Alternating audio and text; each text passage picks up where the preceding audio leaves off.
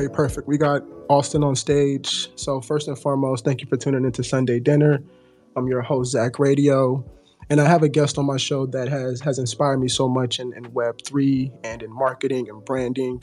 Someone who has been an SVP for companies like Venice Music, worked with companies as Amazon from the music side. And I'm super happy to have Austin on the space. Hopefully you're available, Austin. You good? I'm good. I'm good. Thank you for the patience. J Train was not running today, so 20-minute trip turned into an hour trip. So thanks for the patience. Of course, I completely understand. I live in Las Vegas, so I can't relate, Austin, but I do understand. Yeah, I live in Texas, but I'm here for a music conference on Tuesday, so was yeah, bouncing around a little bit, but thanks for having me. Of course, it's definitely a pleasure. If you don't mind me asking, what music conference are you attending in NYC? Yeah, it's called Future Wave. It's started by these two guys, Derek Davies, who used to work at Republic. He's now the co-founder of Medallion. They're creating tokenized fan clubs for artists like Tycho and Jungle, and they've got like a bunch of other releases coming up later this year. And then Sterling Proffer, who I've worked with a little bit, but he's a consultant. He's done work with like Universal and a bunch of other people. But the idea behind it was basically all the conferences to date have been either like super down the rabbit hole of crypto or like very traditional like music industry. And the idea is trying to bring those two worlds together. And so there's going to be like workshops from like water and music. I think Seed Club is going to be there, and then like a lot of traditional like music industry folks will be there as well. So I'm looking forward to it. I'm actually speaking on a panel with David from Sound, I think Matt Medved, and like a few other people. Dope. That sounds like a really great networking opportunity and a lot of people in Web3 who are putting their minds together to create opportunities for the future. Yeah, yeah, it should be a good time. Definitely. So I kind of want to get into the interview and allow yourself to kind of give more of your background. I've got more familiar with you through Venice Music. I'm really kind of trying to be as tapped into Web3 music as possible, and Venice Music has always been one of those projects and companies that I've been very fond of. And I've became more familiar since you were the SVP previously with Venice Music. So prior to getting into Web3, can you kind of give a little bit more of your background from branding and marketing, Austin?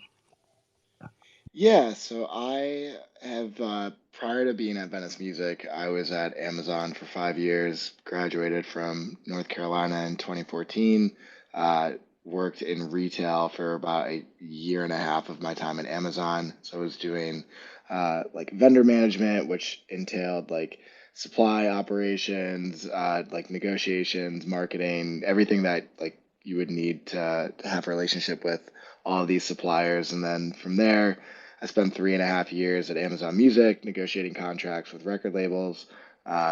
Kind of like moved my way up the independent chain, if you will. So started with like the long tail of independent labels, and then by the time I left in 2019, I was managing all of the independent major labels. And then from there, I moved to Venice in 2019, originally leading our operations team, which was a fancy way of saying just like get all the teams to work together and figure out how to like run a business, which was a lot of fun. Negotiated all of our contracts from the other side of the table, so negotiating with like Spotify and Apple and Amazon and all of those guys. So I did that for about 6 months. Then I moved over to lead our product team. So I worked with our engineers, designers, and built our minimum viable product of Venice Music Distribution, which, for those that don't know, is a distribution service, like a SaaS product, which allows you as an artist to distribute your music globally, collect analytics and reporting, and do a variety of things around that. And so I led the product team for about 2 years. And then it was, I think, winter of 2021, around February, where like music NFTs were starting to have a moment. This was like when Blau and RAC and Verite were all coming up, and having these like big watershed sales. And I remember particularly there being an article in Pigeon and Plains about Spotty Wi-Fi and how he was like building his brand around his crypto punk. I sent that to our co-founders Troy and Susie at the time and said, I don't know exactly what this is here. Like I've been in crypto for a while. I've written a white paper when I was at Amazon back in 2017 about like the licensing implications of crypto. But this idea of like this cultural resonance that was happening, like that was very new and foreign.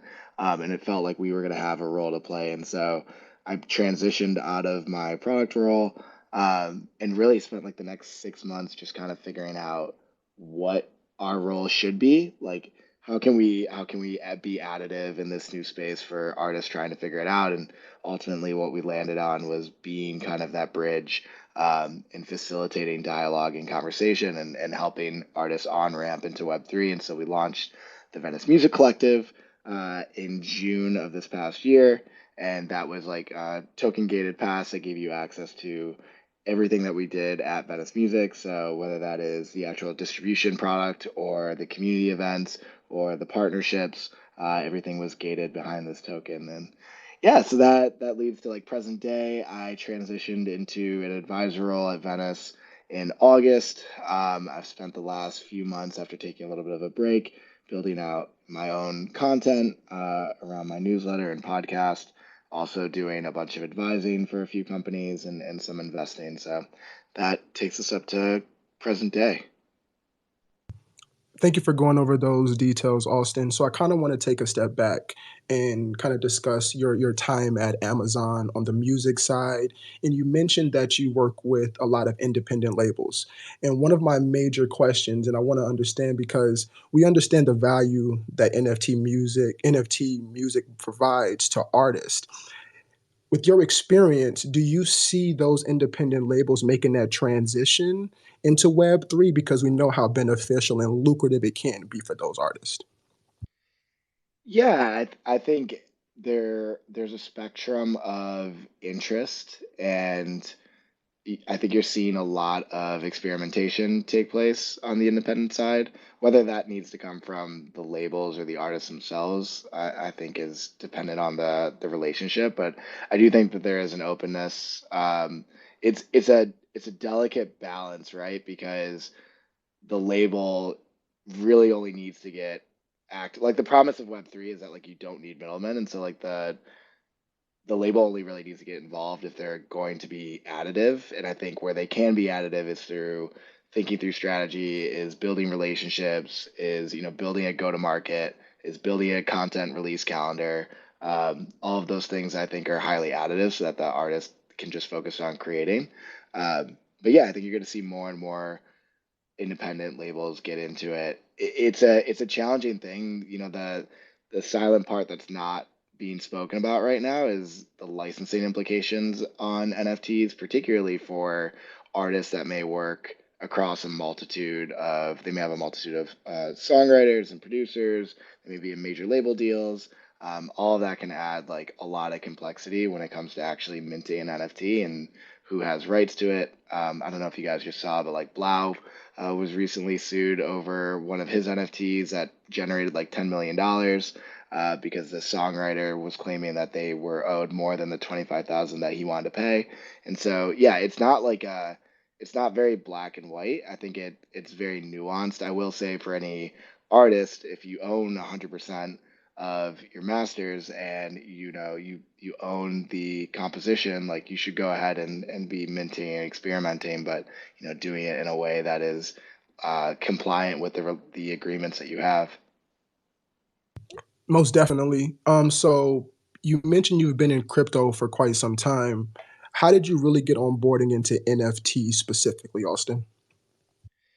Yeah, so I had been in crypto since 2017, basically sold out of everything in 2018 with the crash, found my way back into uh, really into NFTs in 2021 when Top Shot was going crazy. I distinctly remember in February of 2021 um, trying to like get like log on and try to like get all these packs and failing miserably like every single time and not really understanding at the beginning of like, oh, just because I didn't buy this pack at the beginning doesn't mean that like I can't get it on the secondary. Same thing happened with when Board 8 minted. I had a buddy who told me the day of mint, like, yo, you should check this out. And by the time I went to look, like it had minted out. I was like, oh, I guess I missed it.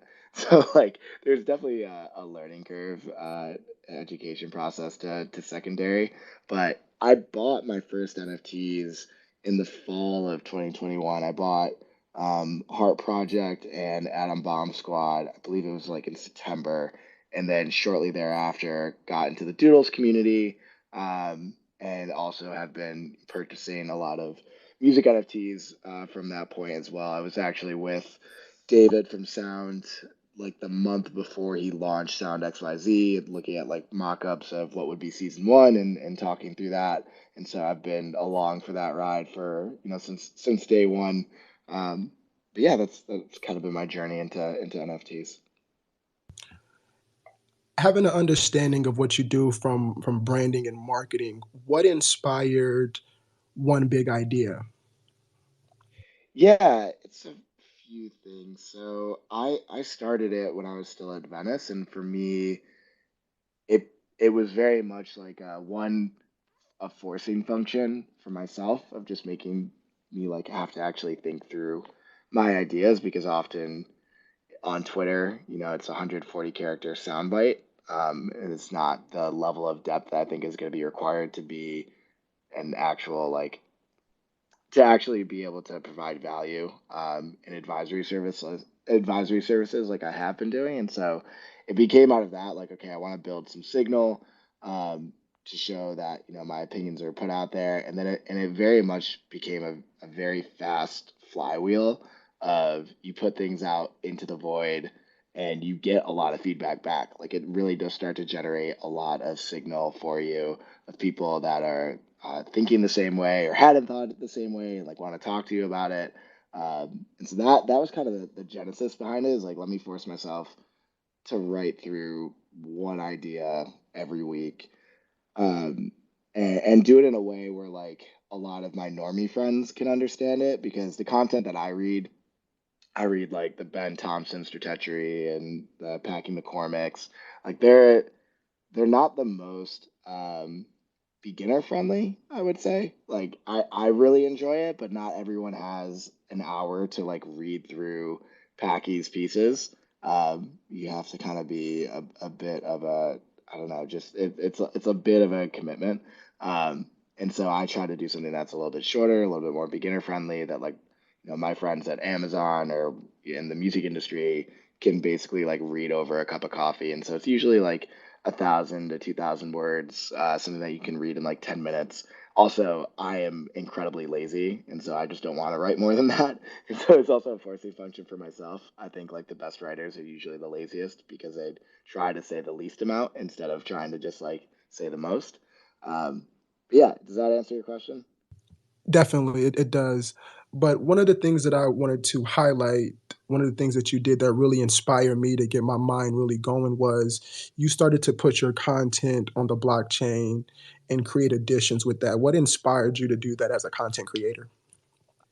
Yeah, so it's all been about experimentation. When I first, before I even started one big idea, I just had like a few blogs that I put on Mirror as collectibles and just kind of put them out there to see what the response would be. For me, I've also been very fortunate to develop like really close relationships with people like Adam Levy from Mint, and he kind of spearheaded doing a lot of those things as well. So I definitely can't take credit for it, but trying to put, whether it's like different editions or one of ones, this idea that as a content creator, the content that you create will become more valuable over time, I think is uh, it reaches beyond just like a traditional artist or musician.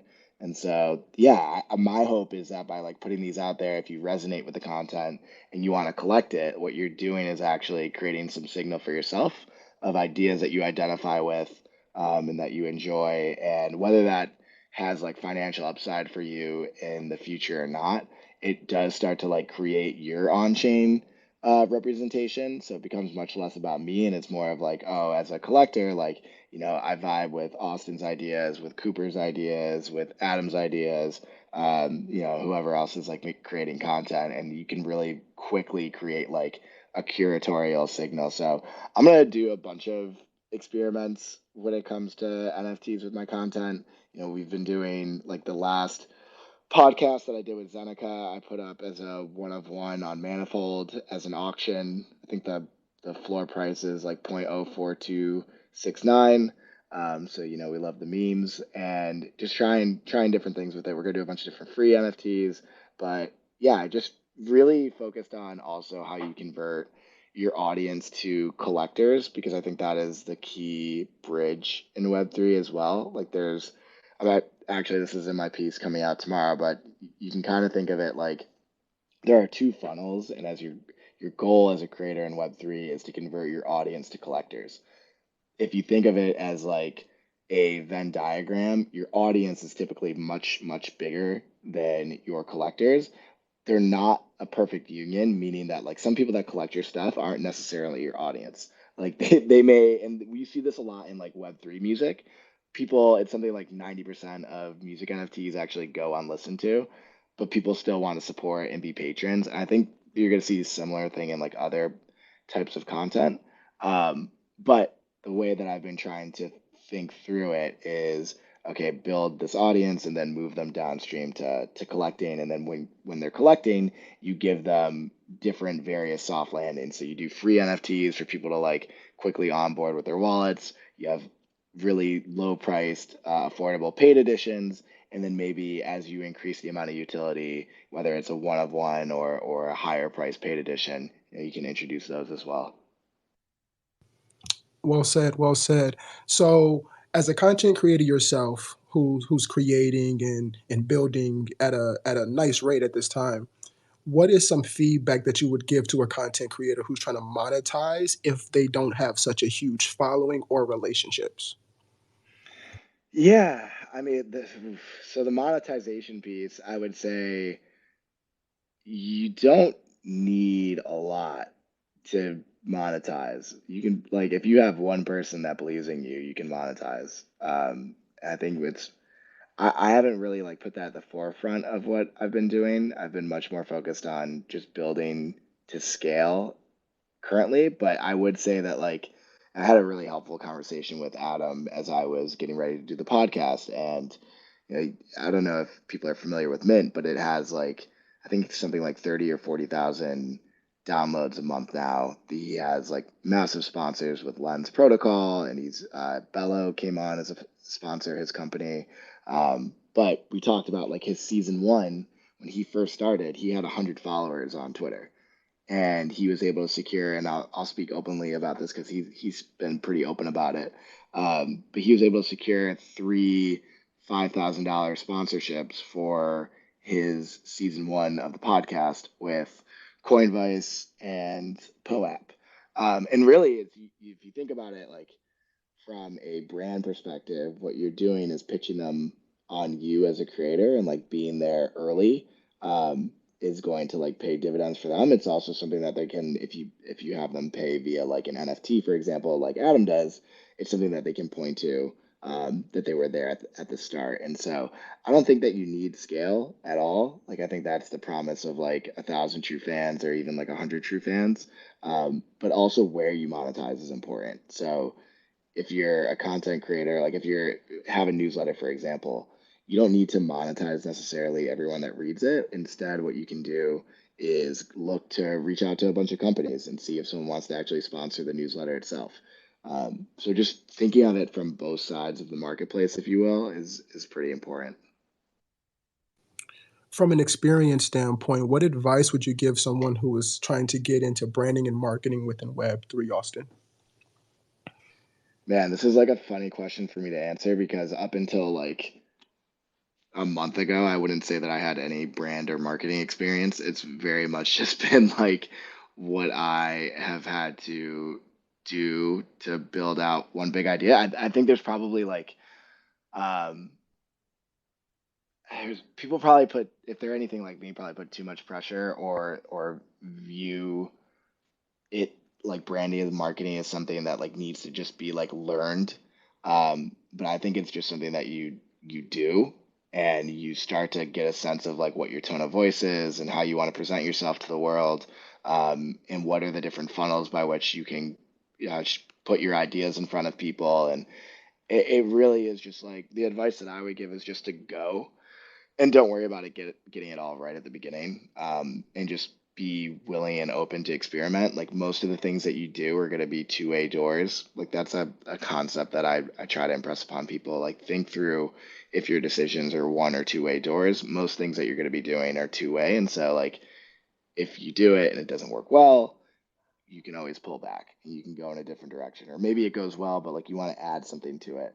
Like it your brand is just a constant iterative product. You want to have certain things that are like your tent poles that you can continue to go to, right? Like I'm not going to change the name One Big Idea at this point. Like that those are some things that like you say the logo and things like that. You want to be intentional when you put those out there, but even those like can be changed over time. But a lot of the smaller things like your content release schedule, how like what your copy looks like when you're actually putting things out on what channels, and who you're reaching out to and the type of guests that you bring on, like all of those things are malleable, composable. Like um, I wouldn't put too much pressure to figure it out on the beginning. I would just get something out there. Like a example that I can give with the podcast, right? Like I I just put the original episode out there by myself with Andrew. I had like a buddy from college like do Andrew Wang. I had like a buddy from college do some of the editing. And I was like, I just want to get this out there. And I had a bunch of people hitting me up, fortunately, to like sponsor the pod and do all these things, but like it wasn't on my timeline. And so I just went and put it out. And I was like, I'll just figure out the rest of it after. And come to pass that, we do a deal with Rug Radio, and so now they're sponsoring the pod. But I'm really happy that I didn't wait for everything to be perfect. I just went and did it, and just continue to like learn and improve. With all of your relationships, Austin, what made you make the decision to partner with Rug Radio? Because you pretty could have went anywhere to do a partnership with for your content. What made Rug Radio the opportunity that you wanted to partner with? Yeah, so Farouk, someone that I've been watching the space for a minute, and I've always appreciated as much as like the man gets a lot of shit. I think he takes a pretty even approach to things, and actually the first time that we really interacted with each other is when I was giving him shit after VCon, because and he's talked about this. But basically, I put him on blast a bit because I didn't think he did a good job with the he was the moderator for a panel with like Evan Keast from Doodles and the founder from World of Women and Klon from Cool Cats, and Drift, and it was like I thought like a very it could have been a very interesting panel, but ultimately like was resulted or boiled down to like the lowest common denominator when you're doing something at like a big stadium, and I didn't really like leave feeling like I had learned anything, and so I kind of like took him to task on that. But instead of him reacting, like taking it personally, because it wasn't a personal attack, it was very much of like a hey, we need to just do better here because you guys are our voices and we want to make sure that we're all learning if we're going to pay good money to go to cold as hell Minneapolis. But what I really appreciated is not only did he have like a very measured response to that, but he hit me in the DMs after, and we went back and forth like all morning. And he heard my position, I heard his position, which was very like reasoned, and some things that I hadn't thought about either. And so yeah, we kind of like kept in touch since then. And then when he started seeing my newsletter, he continually just like circled back about doing something together. He had known a bunch of people on his different team, whether it was Patrick or Loxley. And so yeah, we just continued to like hammer out what it could look like. And I ended up going with them because it was it felt aligned. They were going to be able to take a lot of the things on that personally like I did not want to do. They're doing all of the post production. They brought in a phenomenal clips team. We actually just had like a clip go viral today on Instagram, which was pretty cool. It got like 14,000 views. And so yeah, like it was a way for me to just be like take on a lot of the stuff so that I can just focus on creating and a team that has a bit of experience. But yeah, we're working through it. But I've been very pleased with the effort that they've brought to the relationship so far. Dope, and I can't wait to see what comes from this partnership in the future and what you guys have in store. One thing that I do like to speak on is experience, whether it's, you know, previous positions, previous opportunities.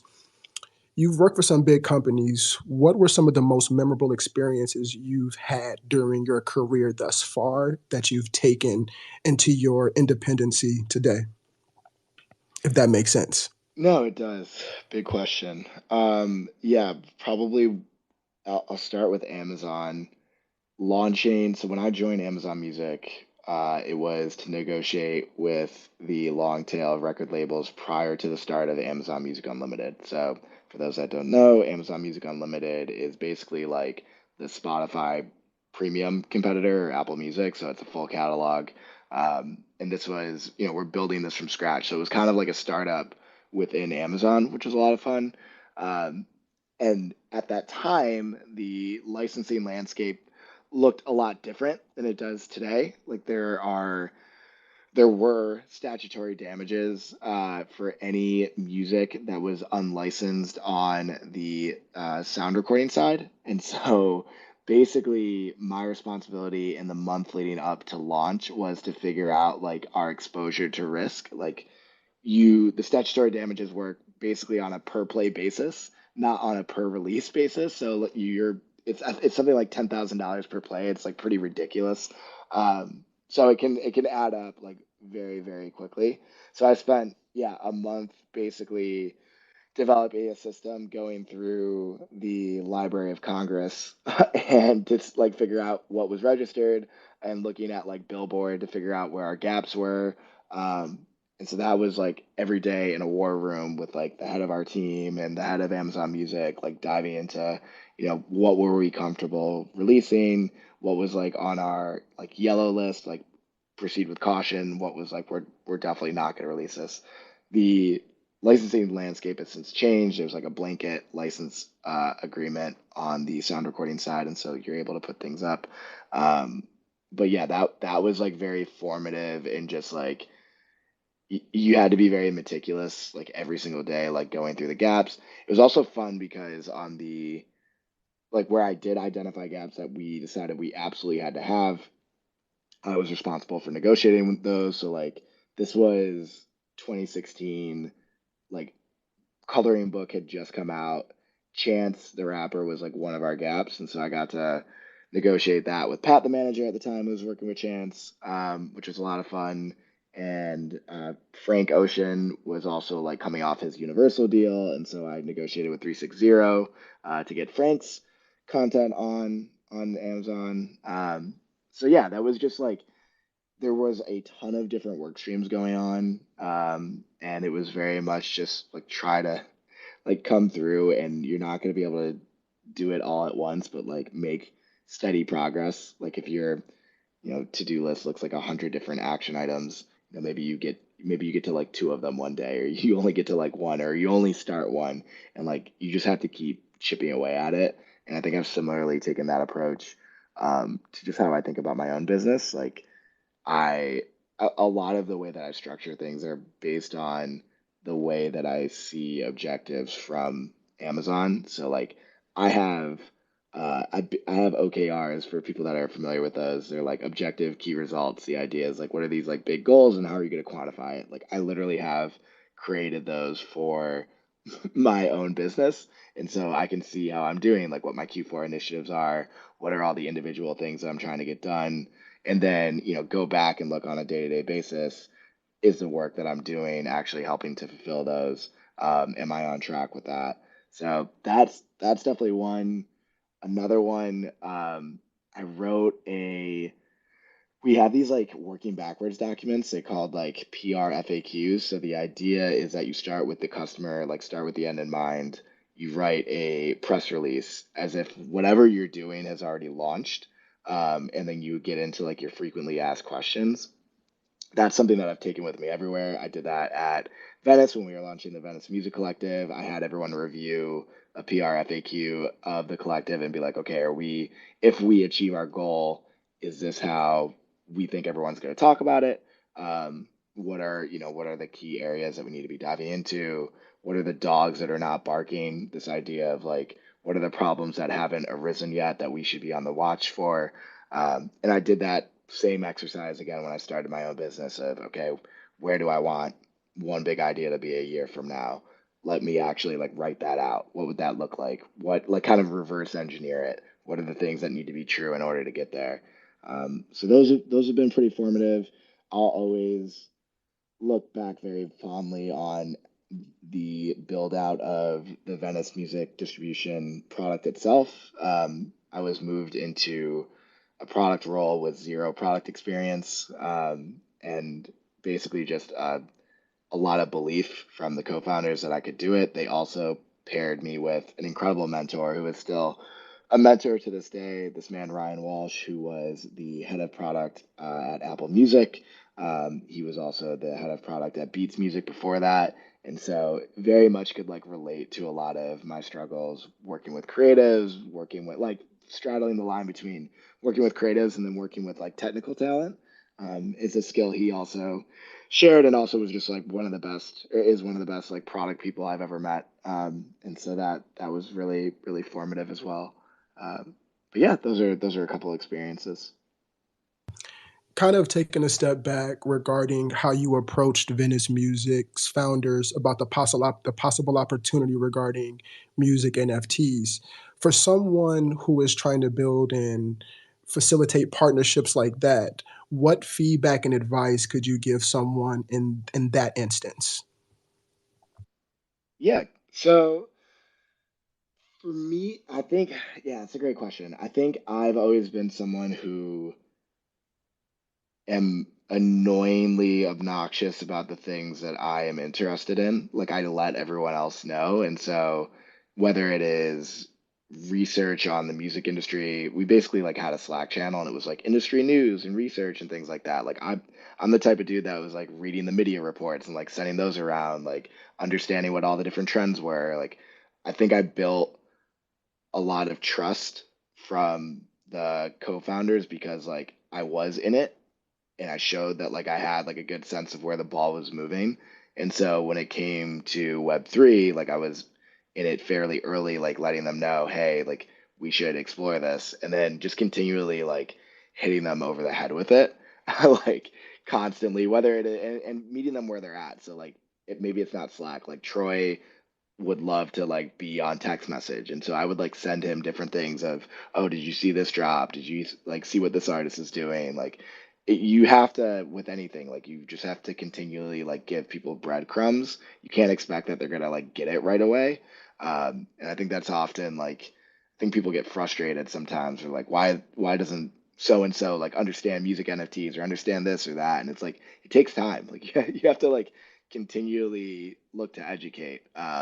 Fortunately, it didn't take too much time with them. Like they got it pretty quickly, and were on board and started to be as degenerate as I was. But yeah, that would be my advice is just like show a like follow your curiosity and show a real interest and continue to communicate that interest and put it in terms that like the people that you're presenting it to will understand. With your experience, Austin, in content creating, marketing, do you ever see yourself getting into artist relations and artist management into Web3, whether it's actual artists or actual musicians? So I actually was an artist manager on the side when I was at Amazon. I worked with this artist Nick Weaver out of Seattle for about a year, and we went on tour together. He had like a big following in Germany, and so we ended up like flying overseas and doing a bunch of shows out there. And yeah, I realize that I have an immense amount of respect for talent managers. It's a very unforgiving job. Like you can never really turn it off. It's I think when I went in to it, I thought I was signing up to be the CEO of an artist business, and I left. with the realization that I was not just like the CEO, but also like the therapist. And then that's like it's a significant responsibility, um, and one that I really struggled with because I'm very much someone who uh, appreciates having boundaries, and when I like turn things off, I try to like really turn them off, and you can't do that with that type of relationship. So I find that like my the way that I have worked the best with artists. I think part of this is my personality type as well. Like I'm very type A. Like I like very like strong and blunt. And it doesn't always it's not always perceived in the best way when it comes to, talent that could be not I would refer to them like as glass sometimes. Like you have to be it's delicate in the relationship and you just have to be very mindful, and that's not something that's always my strong suit. And so I think I've worked best on the like strategy and infrastructure level rather than on the day-to-day like management collaboration level. No, most definitely. Thank you for going into those details, Austin.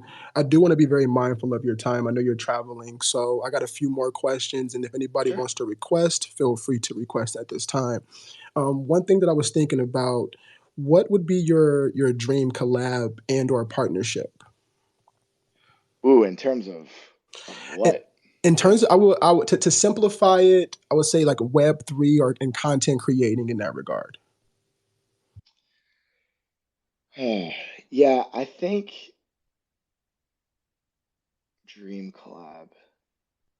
I think me and Carly are gonna do more together. For people that don't know, Carly Riley, host of Overpriced JPEGs, I'm just like a huge fan of how she's approached the space and built a following. And it's just like a very good interviewer. As I've started doing it myself, like I think I have more of a, excuse me, more of an awareness of just like how good she is. And so it's less of a dream because like we're actively having discussions about like how we work together, and I've jumped on her show a bunch of times in the past, but it's one that like I'm the most excited about right now.